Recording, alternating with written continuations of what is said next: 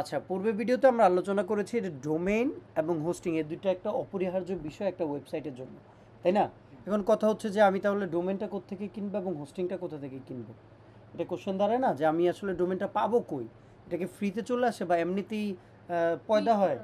নাকি কোনো কোথা থেকে কিনতে হবে নাকি কারো থেকে ধার নিয়ে চালাইতে হবে? আচ্ছা, ডোমেনটা হচ্ছে পারচেস করার ওয়ার্ল্ডে অনেক বড় বড় কোম্পানি আছে।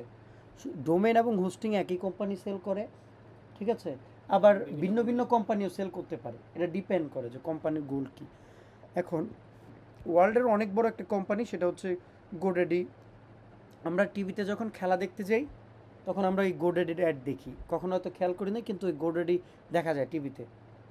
তাদের নামের উপরে যে পাশ দিয়ে যেখানে এসে বলটা বাড়ি খায়, সে 4 হইলে, 4 বা 6 হইলে, তাই না? ওই জায়গাটার মধ্যে অ্যাড থাকে। আবার টিভিতে অনেক সময় ওই সময় এসে ডোমেন হোস্টিংকে ডোমেন কেনার জন্য ওই গোডেডির অ্যাড আসে। আচ্ছা, এই কোম্পানি এখন ডোমেন, এটা হচ্ছে ডোমেন। আর হচ্ছে হোস্টিংও মূলত সেম জায়গা থেকে কেনা যায়। যেমন আরেকটা কোম্পানি, সেটার নাম হচ্ছে যে নেমচিপ, ঠিক আছে? এগুলো হচ্ছে ওয়ার্ল্ড ওয়াইড কোম্পানি। হ্যাঁ, অনেক প্রসিদ্ধ কোম্পানি, যেখান থেকে আমরা চাইলেই ডোমেইন এবং হোস্টিং কিনে নিতে পারি।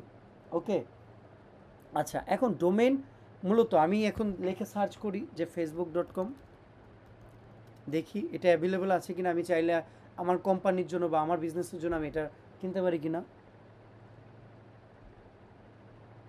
কি বলছে facebook.com রেজিস্টার্ড ইন 1997, তার মানে কি 1997 সালে facebook.com ডোমেনটা অলরেডি কেউ পারচেস করে ফেলছে, তাই না?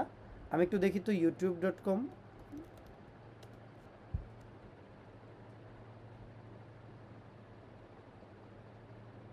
রেজিস্টার্ড ইন 2005, তাই না? 2005 সালে সেটা কিনে ফেলছে। আমি এখন সোহেলের নাম দিয়ে সার্চ করি, সোহেল.com, রেজিস্টার্ড ইন 2000 সালে কেউ একজন কিনে ফেলছে। আমি আরেকটা এস যোগ করি, সোহেলস, দেখি এটা অলরেডি কেউ কিনছে কিনা।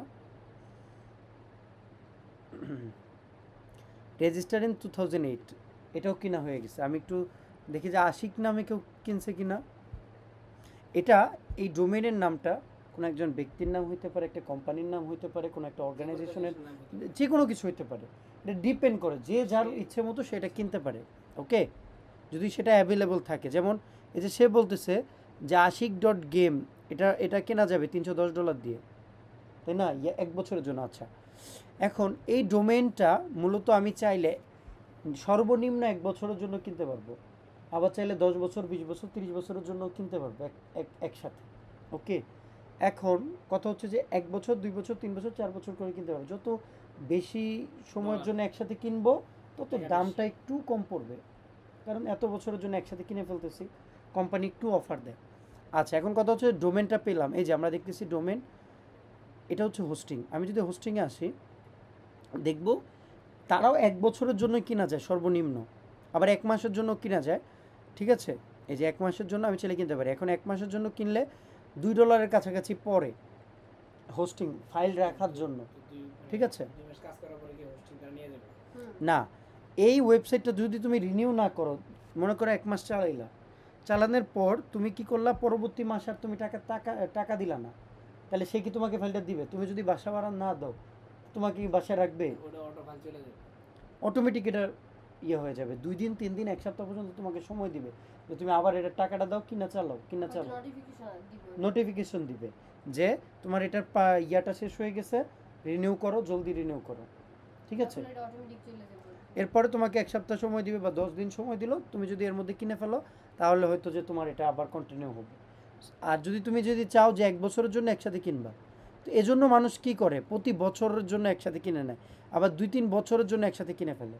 ওকে, কারণ হচ্ছে কখন ডোমেন শেষ হয়ে যায়, সে যদি বিজি থাকে এবং সেই সময়টাতে যদি সে হোস্টিংটার নোটিফিকেশনটা খেয়াল করতে না পারে, তাহলে কিন্তু ওয়েবসাইটটা 1 মাস বা 15 দিন পরে চলে যাবে।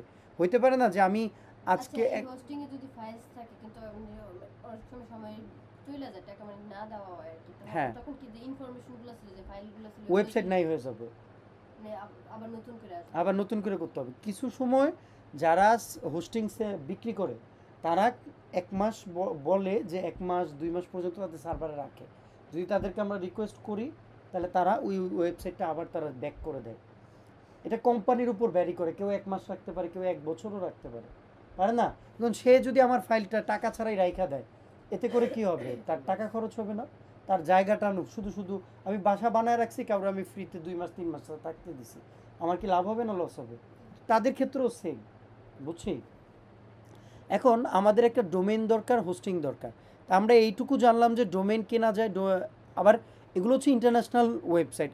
এখান থেকে যদি আমাদের ডোমেইন কিনতে হয়, হোস্টিং কিনতে হয়, তাহলে আমাদের কি লাগবে? হয় ক্রেডিট কার্ড লাগবে, না হলে যেটা ডুয়েল কারেন্সি কার্ড আছে, যেটা দিয়ে ইন্টারন্যাশনাল পেমেন্ট করা যায়, সে ধরনের কার্ড লাগবে, ঠিক আছে?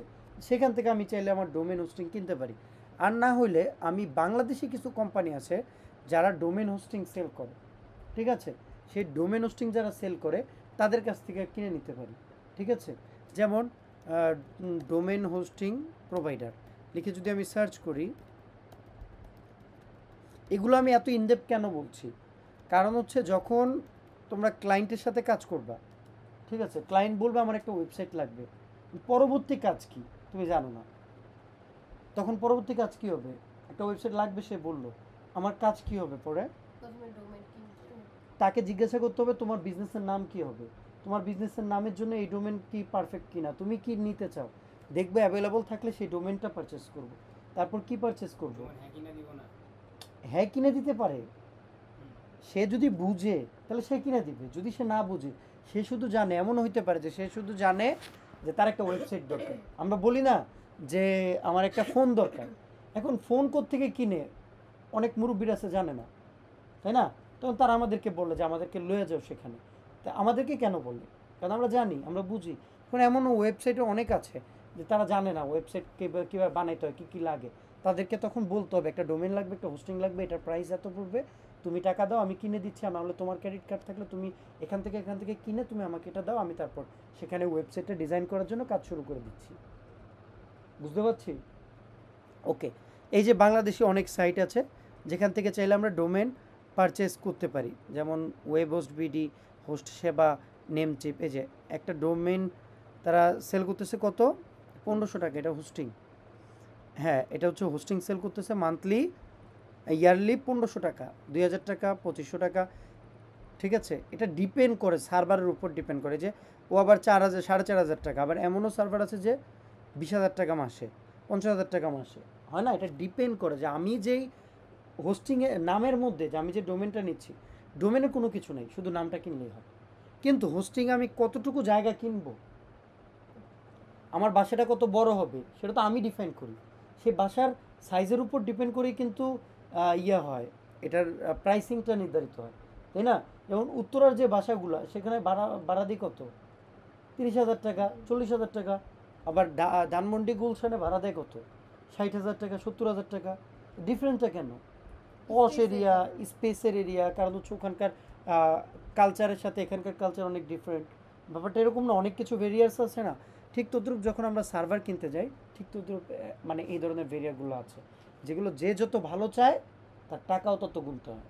ওকে, সো এটা ডিপেন্ড করে। যে আমরা এখানে দেখতে পাচ্ছি 8,000 টাকা, 7,000 টাকা, 6,000 টাকা, 4,500 টাকা।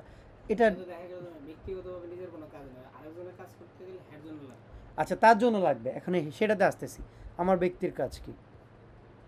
তাহলে আমরা কিভাবে সেটাতে আসতেছি, নিজের কাজ আছে কি না। তাহলে ডোমেন আর হোস্টিং সম্পর্কে কোথা থেকে কিনবো, কিভাবে কিনবো, কি প্রয়োজন, সেটা আমরা বুঝতে পারছি। কোনো কনসেপ্ট মানে কোনো কোশ্চেন আছে? আচ্ছা, কিন্তু আমি যদি অন্য কারো ওয়েবসাইট ডিজাইন করতে যাই, তখন তো আমি ওনারই বলতে হইব যে আমার একটা ডোমেন কিনে দেন, মানে নিজের থেকে তো আর কিনা লাগবে না। এটাই যদি তুমি কিনে দিতে পারো কিনে দাও, নাহলে তুমি আমাকে টাকা দাও, আমি কিনে দিচ্ছি। নিজে কেনার মতো যোগ্যতাটা অর্জন করতে হবে। সেটাই তো আমি দেখাইলাম কিভাবে কিনতে হবে, কোত্থেকে কিনতে হবে।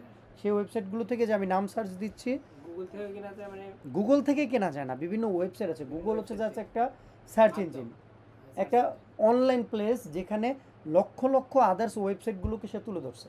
যেমন একটা বাজার কি হয়, সে বাজারের মালিক থাকে একজন, আরও 10টা 20টা লোক আইসা সেখানে বিক্রি করতে আসে।